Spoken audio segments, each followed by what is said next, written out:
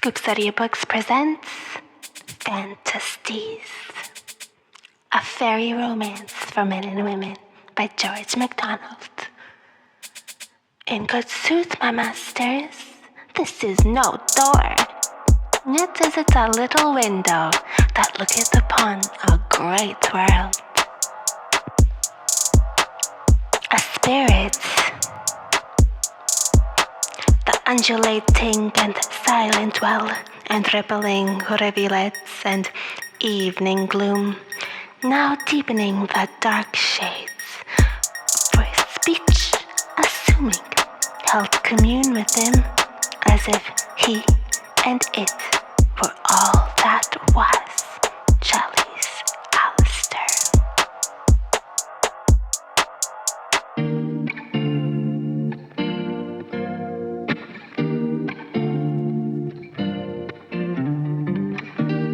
I awoke one morning with the usual perplexity of mind which accompanies the return of consciousness.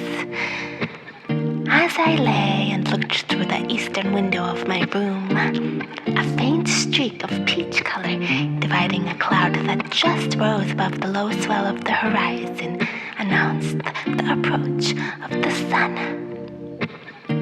As my thoughts, which a deep and apparently dreamless sleep had dissolved, began again to assume crystalline forms, the strange events of the foregoing night presented themselves anew to my wondering consciousness.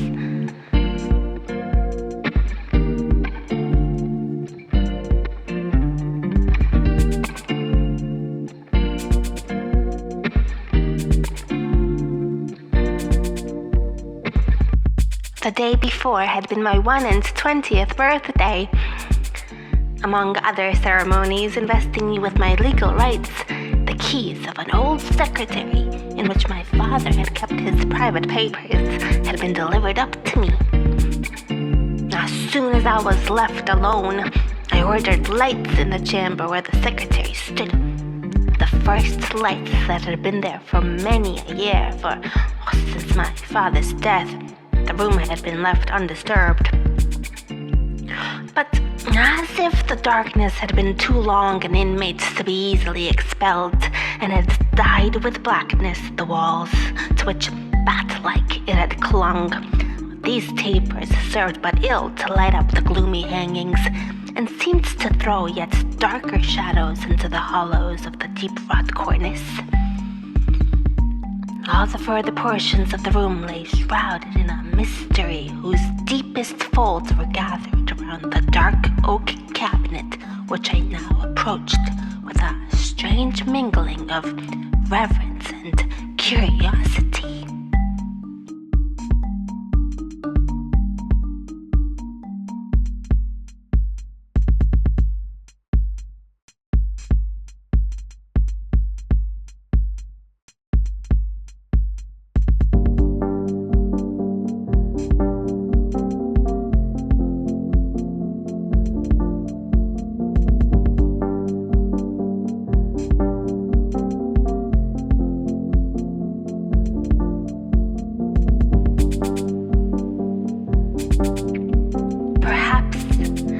Geologist, I was about to turn up to the light some of the buried strata of the human world, with its fossil remains charred by passion and petrified by tears.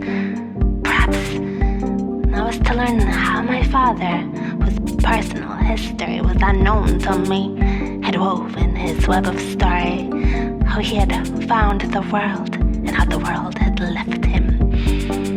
Perhaps I was to find only the records of lands and monies, how gotten and how secured, coming down from strange men and through troublous times, to me, who knew little or nothing of them all.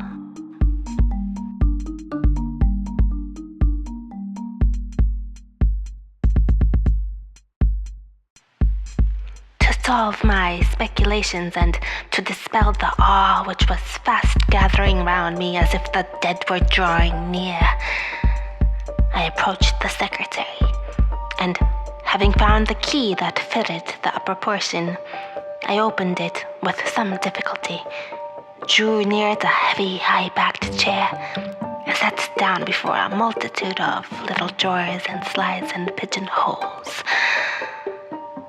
But the door of a little cupboard in the center especially attracted my interest, as if there lay the secret of this long-hidden world.